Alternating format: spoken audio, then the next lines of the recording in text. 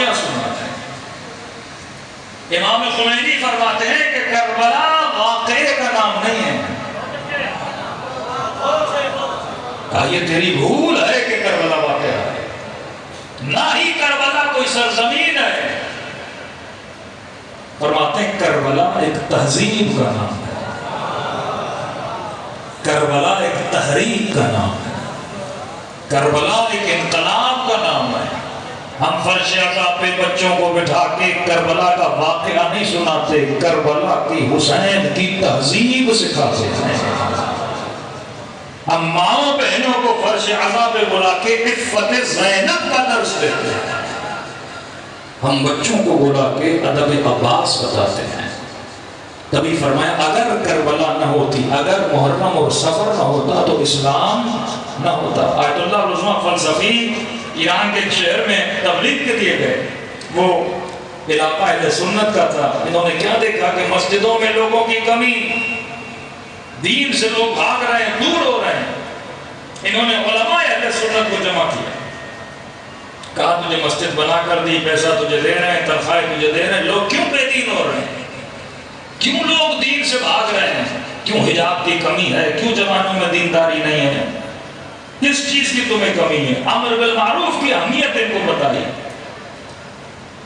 آبائی فلسفی کہتے ہیں جب 40 منٹ میں نے ان کو لیکچر دیا علماء اہل سنت کو، جب ختم ہوا تو ایک عالم اہل سنت کھڑا ہو گیا، کہنے لگا آبائی فلسفی آپ حق بجانب ہیں کہ لوگ دین سے دور ہو رہے ہیں، لیکن ہماری مجبوری ہے۔ تو کیا مجبوری ہے؟ آبائی فلسفی زیادہ سے زیادہ اگر ہم لوگوں کو سمجھا سکتے ہیں، بلا سکتے ہیں، وہ نماز جمعہ ہے۔ کہا تم شیعہ شکر خدا کرو کہ خدا نے تم کو حسین جیسی نعمت عطا کی ہے۔ کہا واللہ یہ نعمت ہمارے پاس نہیں۔ ہم اپنے لوگوں کو جمعے میں بلاتے ہیں، 4 جملے تبلیغ کے سناتے ہیں، اس میں بھی ہماری عورتیں نہیں آتی، صرف مرد آتے ہیں، عمر رسیدہ۔ لیکن یہ نعمت جو امام حسین نے آپ شیعوں کو دی ہے کہ اس فرش عزا پہ ہر عمر کا بندہ آ کر بیٹھتا ہے، بوڑھا بھی ہے، جوان بھی ہے، بچہ بھی ہے، عورت بھی ہے، مرد بھی ہے۔ کہ یہ نعمت ہمارے پاس نہیں ہے۔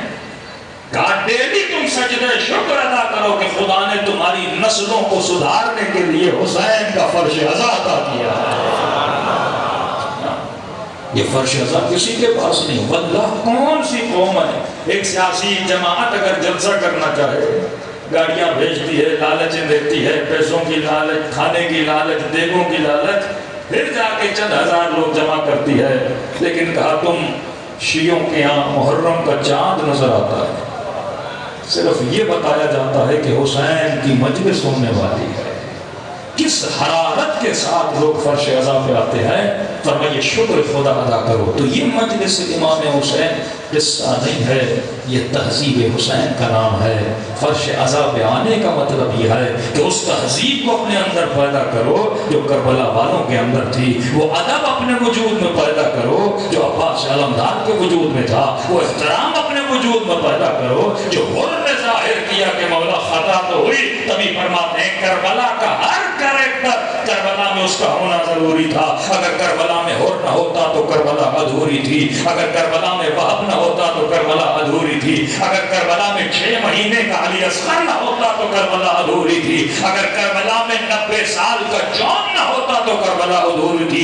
5 منٹ کے لیے سوچو، اگر کربلا سے حر کا کریکٹر نکال دیا جائے پھر یہ عزادار حسین کے فرش پہ کس امید کو لے کر آئے؟ یہ حر ہے جو ہمیں امید دیتا ہے۔ اگر حر کربلا میں بخشا گیا تو فرش عزا پہ خدا مجھے بھی بخش سکتا ہے۔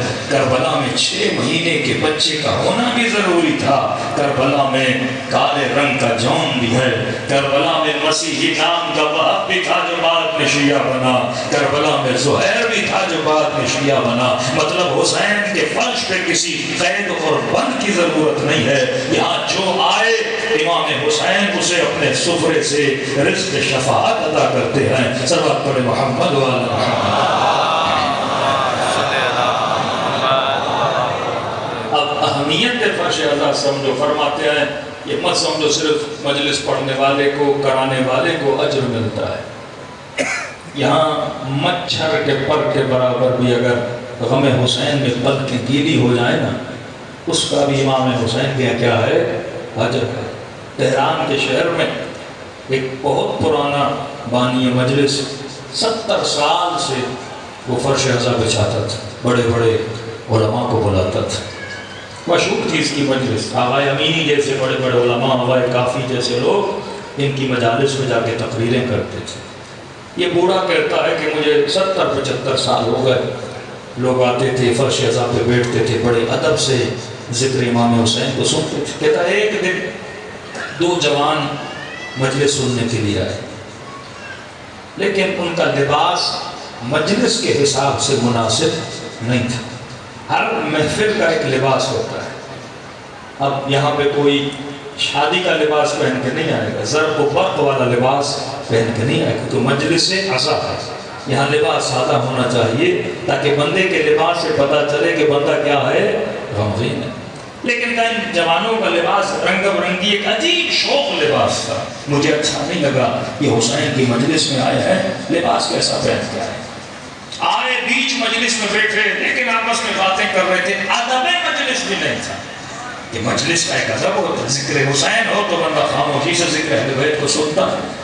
10-15 منٹ بیٹھے, آپس میں باتیں کی, اور بیچ مجلس سے اٹھ کے چلے گئے. کہتے مجھے بڑا برا لگا کہ جوان حسین کی مجلس کا ایک ادب ہوتا ہے, ذکر حسین کا ایک ادب ہوتا ہے. لیکن میں نے کہا کوئی بات نہیں, مولا کی مجلس ہے, ہر طرح کا ہر رنگ کا بندہ آتا ہے. میں نے نہیں روکا, یہ چلے گئے. کہتے 3-4 دن کے بعد یہ پھر مجلس میں آئے. اب میں نے دیکھا کہ لباس سادہ, لگ رہا تھا کہ واقعاً کسی غم کی مجلس میں آئے. بڑے ادب سے جا کے بیچ مجلس میں بیٹھے, پوری مجلس سنی, ماتم کیا, عزاداری کی اور رویا گریا کیا. میں نوٹ کر رہا تھا ان جوانوں کو کہ 3 دن میں ان کے وجود میں اتنی تبدیلی کیسے آ گئی. پہلے آئے تو بے ادب, نہ لباس کی تمیز, نہ گفتگو کی تمیز, نہ بیٹھنے کی عادت. اب جب یہ نکلنے لگے مجلس امام حسین سے, میں نے جوانوں کو اپنی طرف بلایا. میں نے کہا 2 جوان ادھر آؤ. کہا جی قبلہ. میں نے کہا تم وہی نہیں ہو جو 3-4 دن پہلے آئے تھے؟ کہا ہم وہی ہیں. کہ 4 دن پہلے آئے تو بڑے بے ادب تھے. میں نے نوٹ کیا, نہ لباس پہننے کا ادب تھا, نہ بیٹھنے کا ادب تھا. سر جھکایا انہوں نے. کہ قبلہ 4 دن جب پہلے آئے تھے تو ہمیں بھوک لگی تھی. کسی سے پوچھا کہ کھانا کہاں ملے گا, اس نے کہا فلاں مجلس میں چلے جاؤ, وہاں نیاز ہے. کہ ہم نیاز کی غرض سے مجلس میں آئے تھے, سننے کے لیے نہیں آئے تھے. اور جیسے مجلس میں بیٹھے 4 مومنین سے پوچھا کہ آج کوئی کھانا وانا ہے؟ انہوں نے کہا نہیں, آج نیاز میں چائے کی سبیل ہے. ہم نے کہا بیٹھ کے کیا کریں گے, ہم بھی اٹھ کے چل پڑے. لیکن جب ہم جا رہے تھے تو گلی میں مومنین نے چائے کی نیاز کے لیے جو چائے کی تھی, اس کے جو کپ تھے, چائے کے کپ, وہ گلی میں رکھ لیے تھے. میں نے اپنے دوست کو کہا کہ مولا کی نیاز کے کپ ہیں, ظاہر کسی نے خرچہ کر کے خریدیں, کہیں ٹوٹ نہ جائیں. جب یہ ہجوم باہر نکلے گا یہ 5-6 کپ ٹوٹ جائیں گے. تو کہتے ہم نے وہ کپ اٹھا کے کنارے پہ رکھے تاکہ کسی مولا کے بانی مجلس جو نیاز کے لیے کپ ہے اس کا نقصان نہ ہو. کپ چلے گئے. کہتا جبلا اسی رات خواب کے عالم میں ہم نے یہی مجلس کا منظر دوبارہ دیکھا کہ لوگ آ رہے ہیں مجلس میں فرش ازا پہ, اور جہاں سے لوگ داخل ہو رہے ہیں وہاں پہ امام حسین کھڑے, ساتھ میں غازی عباس کھڑے. حضرت عباس کے ہاتھ میں قلم ہے اور کاغذ ہے.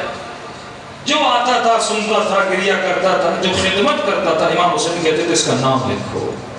یہ رویا, اس نے ماتم کیا, اس نے ذکر کیا, اس نے ذکر کرایا, کا سب کا لکھتے جاتے تھے. کہ ہم بھی دیکھ رہے تھے, ہم آئے بیٹھے اور جب جانے لگے امام حسین نے عباس علمدار کو کہا عباس ان 2 جوانوں کا نام لکھا. غازی نے کہا مولا ان میں ادب نہیں تھا, کیا لکھوں؟ نہ بیٹھنے کا ادب, نہ لباس کا ادب, نہ سننے کا ادب. مولا ایسا کچھ بھی نہیں ہے لکھنے کو جو ان کا لکھو. امام نے کہا لکھو. انہوں نے 2 پیالیاں اٹھا کے کنارے پہ رکھی تھی.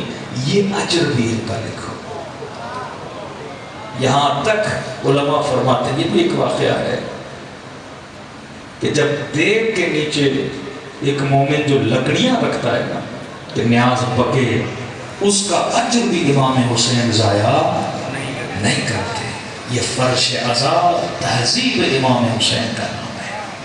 یہاں ہم مہذب ہونا چاہتے ہیں۔ اب اگر کربلا اور کربلائی معاشرہ اپنے گھروں میں پیدا کرنا چاہتے ہیں تو ہمیں یہ دیکھنا ہوگا کہ کربلا کی تہذیب میں وہ اصول کون سے تھے جو ہم اپنی زندگی میں لائیں، اور ان کے لانے کے بعد ہم یہ بولیں کہ واقعاً ہم مہذب ہو چکے ہیں۔ تقریباً 8 سے 9 اصول ہیں کربلا کے اندر، یعنی بچے میں، بڑے میں، جوان میں، بوڑھے میں وہ پائے جاتے ہیں۔ اب بندہ مجلس امام حسین میں آئے کہتے ہیں مولانا میں کربلائی بننا چاہتا ہوں، ایک تو وہ کربلائی ہے جو کربلا کی زمین سے ہو کے آتا ہے، اس کی اتنی اہمیت نہیں ہے۔ ایک وہ کربلائی ہے جس کے اندر فکر امام حسین ہے، جو خود کو مہذب بناتا ہے اصول کربلا کے ساتھ۔ وہ تہذیب اگر وجود میں پیدا کرنی ہے تو کربلا کے اصولوں میں سے، زندگی اہل بیت کے اصولوں میں سے، کربلا کی زندگی کے اصولوں میں سے ایک سب سے بڑا اصول جو آپ کو امام میں، حضرت عباس میں، سیدہ زینب میں، چھوٹے سے چھوٹے بچے میں پایا جاتا ہے، وہ یہ اصول ہے۔ اگر یہ اصول میری زندگی میں آ جائے، میں ایک سیڑھی کربلا کے معاشرے کے اندر داخل ہونے میں اللہ کی اور رسول کی اور اس دین کی مدد کر سکتا ہوں، اگر یہ میرے اندر آ جائے۔ اور یہ اگر صفت ہمارے اندر آ جائے، 50 سے 60% ہماری زندگی کی مشکلات بھی کیا ہو جائیں؟ حل ہو جائیں، گھروں کی لڑائیاں حل ہو جائیں۔ ایک چیز کربلا میں پائی جاتی تھی اور وہ صفت تھی خوف پروردگار عالم۔ الہی اخشاک انی اراک، دعائے عرفات، اے خدا حسین تیری عبادت ایسے کر رہا ہے جیسے حسین تجھے دیکھ رہا ہے۔ کربلا کے فرد فرد میں خوف خدا پایا جاتا ہے۔